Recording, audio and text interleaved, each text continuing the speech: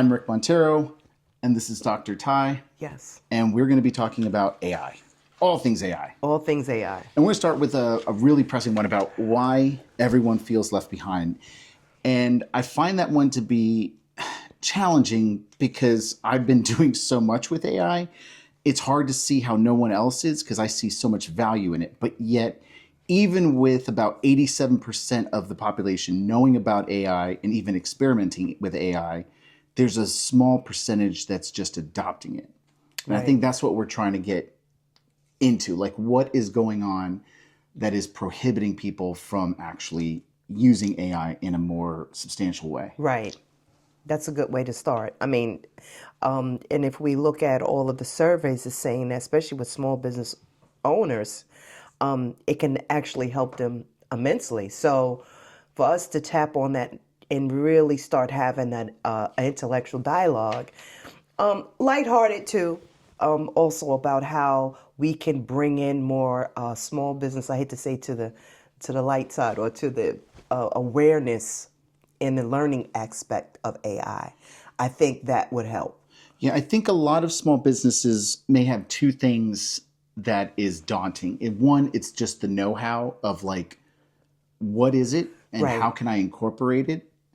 And then maybe the cost is a second one. Absolutely. And from what I kind of see is more of businesses that they could stand to benefit substantially from it because they already have existing like data piles. And if they can connect them all together, which is something that AI could do, then they can move so much faster in the field. But they don't have that person that's connecting them.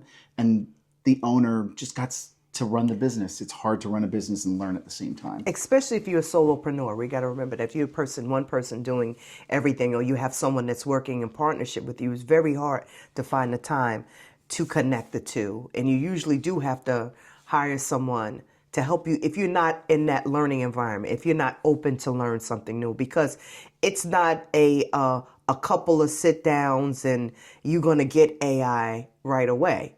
You know, it's like you really have to train it. You have to train yourself into thinking along with it. I think I'm using that term as a better term. It's not where you just, I'm just going to spend a couple hours and I'm going doing everything I regularly do. It's like I found that using it in my business, I had to use it every day. And I had to speak to it every day. And then I had to learn how to give the correct prompts to get what I wanted out of it. Because you could sit there and say, write this, write that, and they'll write it and it not necessarily fit. Correct. Yeah, it's almost correct in certain ways, but the tone may be off or it's missing the mark somehow. And I think that's where the challenge is because it's so new. People don't like change. And so change is very scary. And it's new. I mean, AI is really new. It's still within, 3 years of being Absolutely popular amongst the public. So I can see the apprehension in learning something that we really still don't fully know. Like, I mean, you and I use it pretty much every day, and we encounter some really crazy stuff. I do. So I can see why, someone who's not even, waded into the pool is going to hang out a little bit longer. Yeah, they're not going to hang out. No, they're not hanging out. They're not even coming to the party. One thing I looked at here was like, it said among businesses with fewer than 10 employees, only 21% are using AI. And that really stuck out to me because for me, it's those businesses that could benefit greatly from AI. Because it's those businesses, they just don't have enough hands to do some of the work. And a lot of the work could be either data input or a spreadsheet that you need to pull. Absolutely. And those are all things, even analysis. If you need to do, like if you're doing social and you're pulling analysis, you can just pull the metrics and then give this to an AI of your choosing and get pretty decent feedback from it. Now, I'm not saying it's replacing people, but I'm saying that if you don't have the ability to do it with somebody else, you have the ability to kind of close that gap with AI. Right. Because then you can say, hey, AI, this is my metrics for Facebook. Can you tell me what it means? Right. And it literally will walk you through those metrics. So it's not like you have to know AI. You just have to be curious. I think you need to be curious. That's the key word. And even more curious about the answer. Okay, well, why is that the answer? So basically, the tool of AI is for the curious entrepreneur, the curious small business owner. Yeah, I When believe you think it's about it, Yeah, to me, it's becoming big risk, big reward. So if you can figure out how to incorporate it, and I've found several different ways in some clients of where they can incorporate it. And for one that I come from is content calendars, and to oh, be able good. to connect all that information and in a way that you could then display to the client, hey, this is how you can see things. Because maybe they like a spreadsheet, maybe they like a calendar, maybe they like a Absolutely. feed. You can tailor this now to them. So for me, somebody who works with businesses on how to incorporate AI, it's amazing because now I have abilities that were almost prohibitive for me because I'm not a developer. But now I can have AI help me do these things. And that's I like how you stress that that you're not a developer, so you was able to do these things, and not to say you was taking out the developer's job. We're not saying that. We're saying that there's certain things, certain functions you should be able to do as a business owner, or should be able to see as a business owner, and I think that's where AI has got a lot of companies or a lot of people misunderstanding. Yes. I think it's also the pressure because there's a lot of pressure to get, do something with AI, just really Yeah. quickly incorporate it. And I know several times of working in large corporations when some new training module comes down and you get this, a module to work on and you'll go through the module and you just click, click, click. Okay, I'm done. And then it's out of your mind. That's so true. You don't incorporate it. Nothing. And that's a big red flag because you're taking on a lot of costs and some risks and then not following up with any of that. And that's where I see a big, big, big challenge for large companies to speak of first, and also for small companies to get involved with something that could very easily get them in trouble if they don't know fully what they're getting. That's right. Because I've seen, even in my case, I've seen AI do some crazy stuff. It deleted some things on my calendar that I didn't want to. So just even knowing that puts me a step ahead of others. Absolutely. Because you know what to look for and you know how to make that adjustment and you know how to wheel it back. Now, here's a question: like for your students, Right. how are they feeling about AI? Do they feel like it's kind of being thrown on? Because I'm getting the sense there is a large portion that I feel apprehensive to AI. Yes, absolutely. They feel as though, a lot of them are creatives, so they feel as though it's going to replace them. That's the exact feeling, and that they sense a sense of danger with it because a lot of them haven't worked with it. And when they do work with it, it's at a very minimal. The ones that do work with it, they're not working with it correctly. It's always used as a time crunching tool, meaning, and it's a time management problem. It's okay, I have to do a report. Let me write a report about X, Y, and Z, and AI pops out this basic response. And what's funny is everybody's like, oh, I can just copy and paste that and put that in. But what they don't realize is it's the same basic response over everyone that's copying and pasting that question into any AI model. You're getting the same response. That's not really, you're not really using it for as a tool to frame your idea or frame. You actually copy and paste it. No, is it plagiarism? Because this is the question: is it plagiarism? AI, no, it's large language models coming together. But if you're using the same type of language, you're popping out the same thing. Yes, It's because differently it's worded, but it's the same thing. to me it almost like averages out everything. So then you get this kind of dull answer. Yes. And that's where it's really important, again, to like learn AI so that you know what are the prompts and what are the things you can do with a project Absolutely. to tweak it so that you get output that is something that you need You for you. And that's what I had individually. to individually I had to tell them, like, you have to go in there and you have to say, this is who I am. This is what I like. You have to have this conversation with AI in order for it to get out an original document or original response to use it. So if you're already shut down from AI, you're not going to even talk to it to get that. So I think for me as a professor, that's my dilemma. Is I'm seeing the same thing and I'm like, okay, you're not even using it correctly, which is even scarier to me because I'm like, I want you to use it Yeah. correctly. I don't want you to walk in it like, oh, copy and paste. I almost feel like I would look at the student and be like, did you read this out loud? Because if you read this out loud and you work with AI, you sound like AI. And it's like, there's set patterns. I read social posts day in and day out, and I'm like, I know that's AI. You know when you're using it. And that's where it feels, it bothers me because it's people just taking input or just taking the output and throwing it. That's what I've talked about before is AI slop. And for me, AI slop is just, I'm taking this and throwing it there. Right. I'm not doing anything with what I've made. Right. And AI has so much potential because you can create something. Like I have Perplexity researching everything for me. Yes. So it's pulling all of these different data points, and then I distill it, then I get with Claude, I organize it with Claude, then I work through like an interview style with Claude on all different questions from different vantage points. So I'm making sure that I don't miss anything. Right. And then I write it and then have Claude just check my grammar, make sure everything flows. Almost be like an editor to catch me on my That's weak what it points. is, editor. And it helps immensely. And I think It gotta cut time in almost in half. I mean, like a quarter. A lot. I mean, for me, it's caught a lot. Like, and I think when you look at and scaling this, you can definitely cut so much time. And in that, it doesn't mean cutting people necessarily. It means that you're cutting time for those people to work on things that are going to push the business forward. Right. So they can be more creative and find something. Because in an age now of AI and everything kind of is going to feel homogenous, you need to stand out. And standing out doesn't mean AI alone. No, it doesn't. And this is where I loved AI.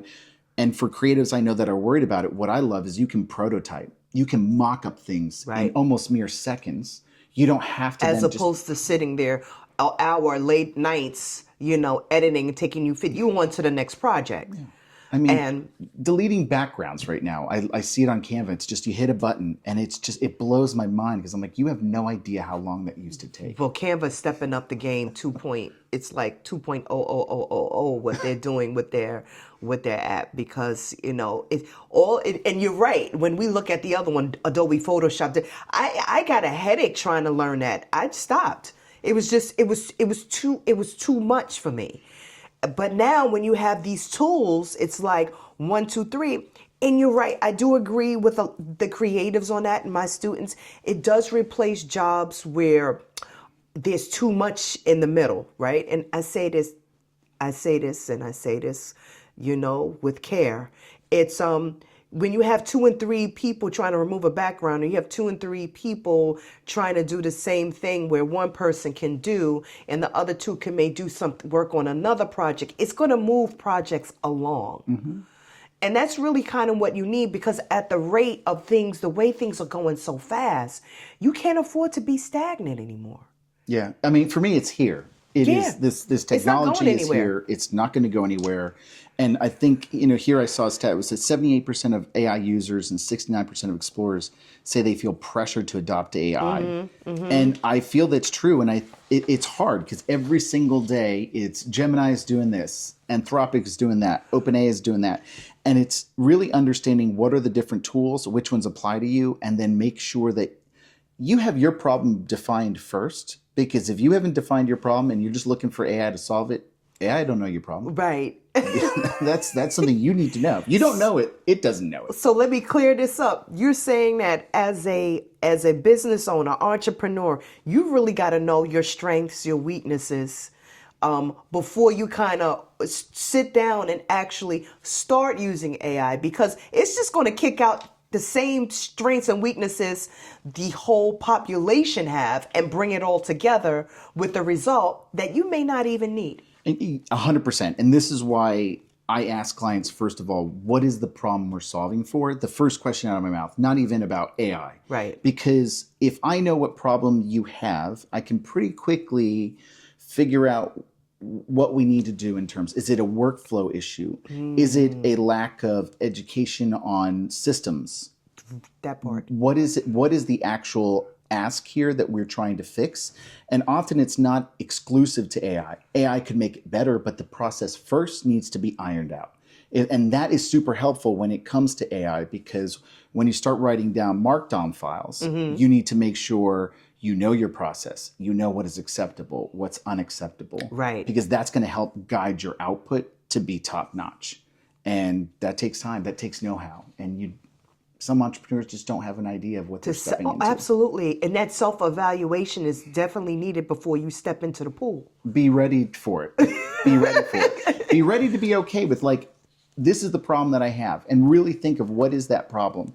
Oh, this information's not easily seen. Is that then an issue with the CMS that you have, and it's not able to show that information? Or is it maybe even a skill issue? The individual who's inputting the information put it in the wrong field. Something little like that can be solved. Change. And it can change what's coming out too if you don't have it actually placed the correct way. It's very important. And this one, I think, is a flag here. Yes. It says businesses under 5 employees, 82% of those are not planning to use AI.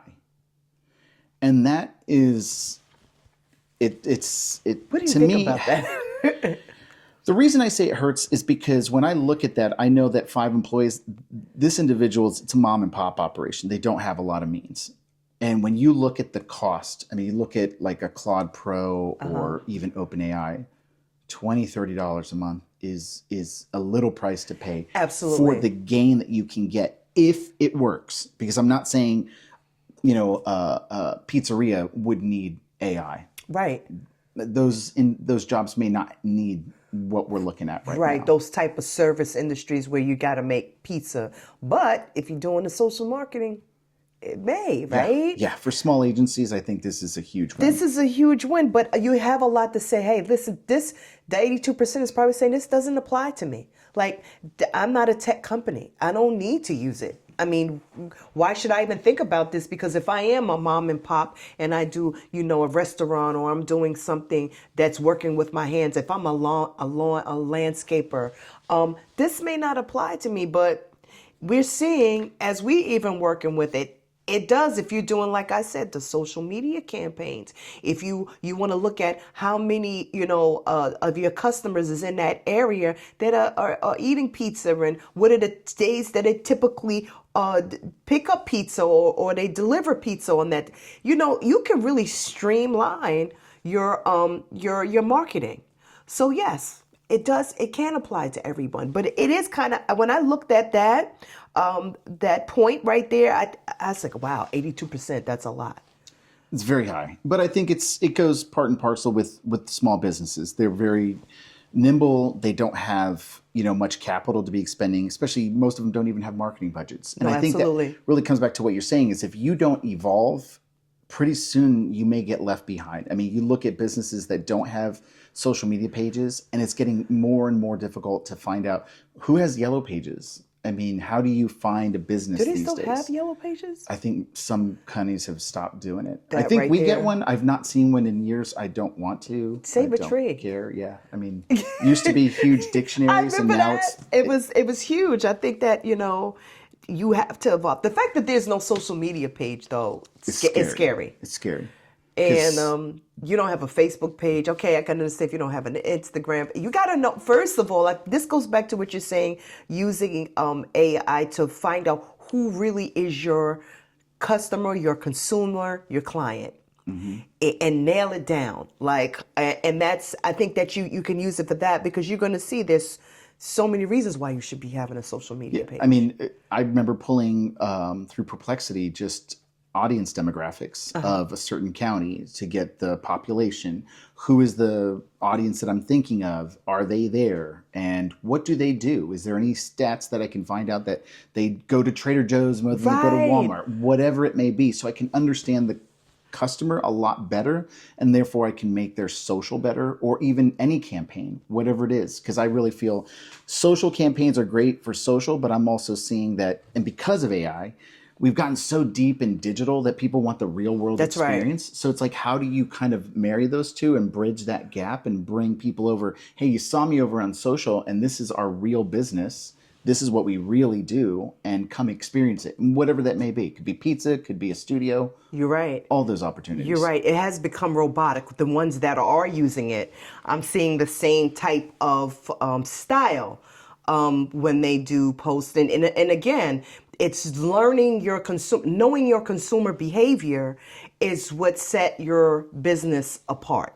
If you don't know where your consumer go, like you said, do they shop at Trader Joe's, or what do they do on their spare time? Do they have discretionary income? How do you know? Maybe they want something different on the pizza menu. Maybe you can tailor it to what type of specials you have during July 4th. There's so many avenues you can go. For me, you said it's like know your customer. And I look at it like restaurants and even like luxury brands.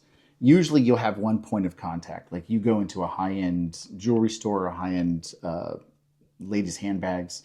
You may have one person that works with you. And I'm talking if you're buying something where you need an appointment, yes, you're going to be waited on. Yes. One person who's going to get to know you. And Right. that's exactly what that is knowing the customer. Same thing like when you go to your favorite place to eat and they know, oh, it's time. Hey, we know what she wants. that's Or right. generally what she wants. Maybe she'll get something different today. Right. But they know Try you. something different. Won't you try it? I go to local. Won't you try this?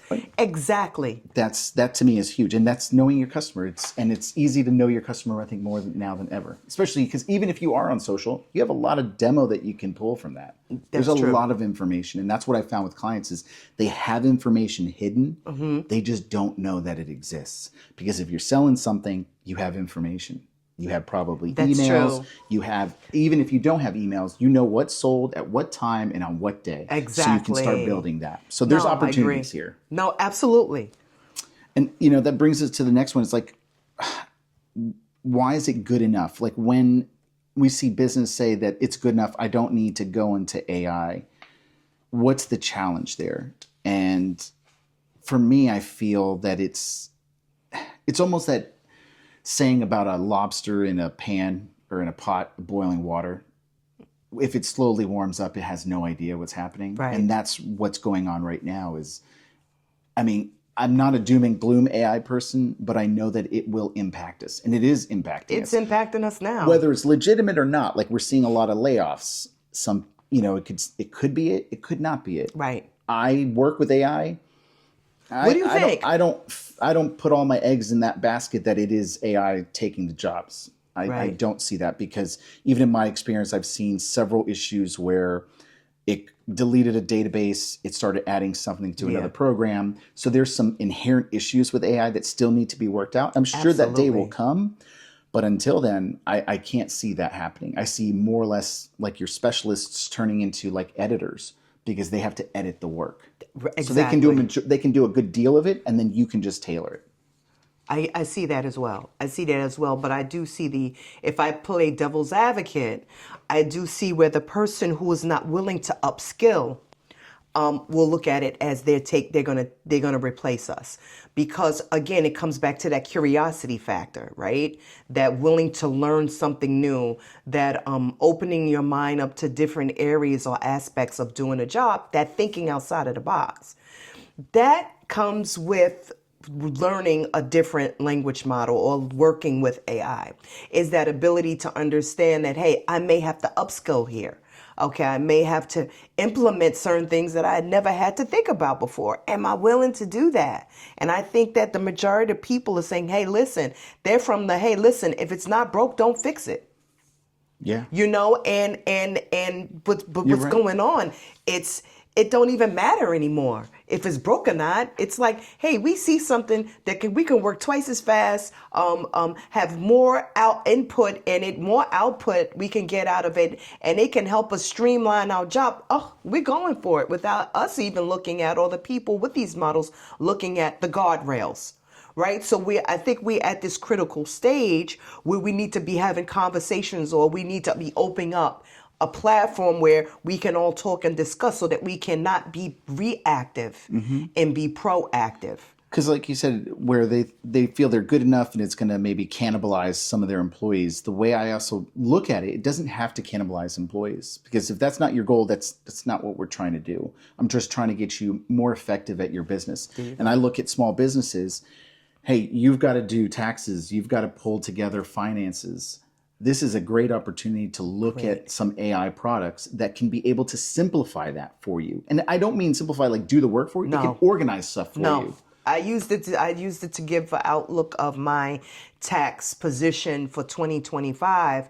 And I don't put in we don't put in copy and paste all your personal information in there. I don't do that. Your social security and things like that. But I was able to say, hey, listen, look at my business. Look at what my expenses were. Exactly where was I spending and where do I need to concentrate more on and where do I need to cut back?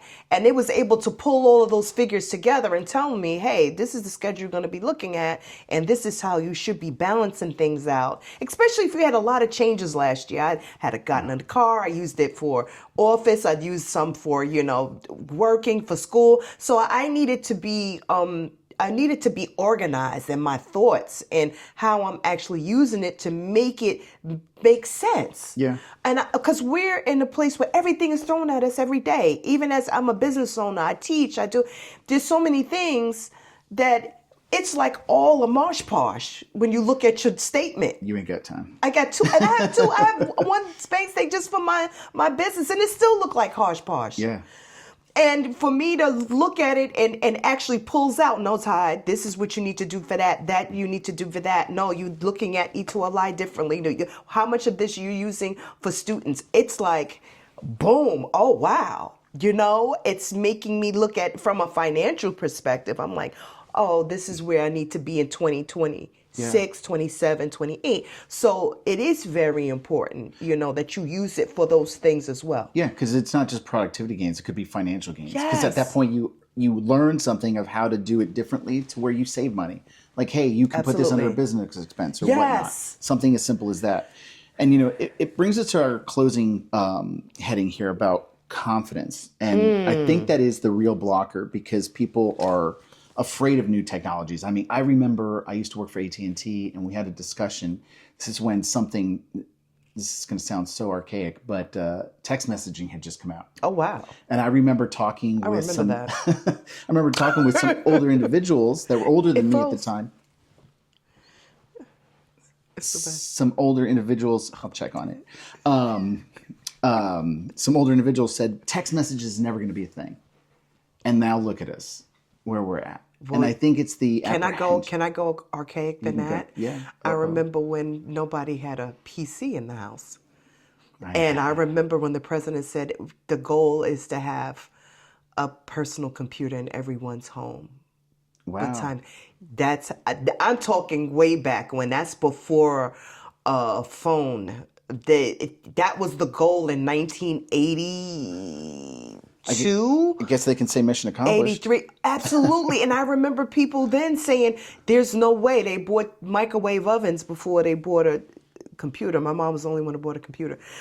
She was like, no, we're going to learn this, And I think you have to come from that basis of you see something on the horizon, don't stop it, lean in and see exactly what's going on. So I got to your point, you having with the text messages, me seeing it with a computer and seeing it in everybody's house. Now we're walking around with it. Yeah. It's like it's so for us to say that, hey, listen, it's gonna die out because nobody's gonna use it. No. It's not dying out. I also think, like when you were saying archaic, remember when I was a kid, we had an Amiga and it was a C prompt. And it's when you would have a disk, put in the disk, load the disk, then look through the directory. You would have to find the executable file and then open up the program. That's right. And I think that's what kind of jump-started my interest with AI because that is literally prompting. You need to know what it is that you want and how to say it to the computer to get what you want. And I was a kid, so I was curious, and that curiosity, thankfully, has never ended in me. And I think that's what has allowed me. But it also gives me the tools to be able to explain this to someone who maybe isn't curious. Of like, I'll observe them for a little while and say, hey, this is what I see you could benefit from AI. Because I can really connect those dots for them in a way that they can understand. And I think that's one of the biggest blockers for AI adoption is that it's overwhelming. It's not a magic 8-ball. You shake it and it tells you the exact answer. Because you need to know that that answer may not be the answer. It may not be the answer. And you got to know that's not the answer you're looking for. And not just copy and paste it and put it in like, like so many people are doing right now. And even if it is the answer you want to hear, you may want to double check it. You may want to double check it. Because it's going to be blowing a lot of smoke. No, and that's is. not going to make you look good when you say it out loud. Because somebody's gonna pull your card on that, and you're gonna be like, "Oh my goodness, I used AI," and it's like, "Yeah, but you got to check it." 100%. Well, Ty, that concludes our first episode. I'm excited to continue this on in future episodes. So At least we got the bases, though. We started out with the foundation. we got it started. Alrighty. Thank you so much. Thanks, everyone.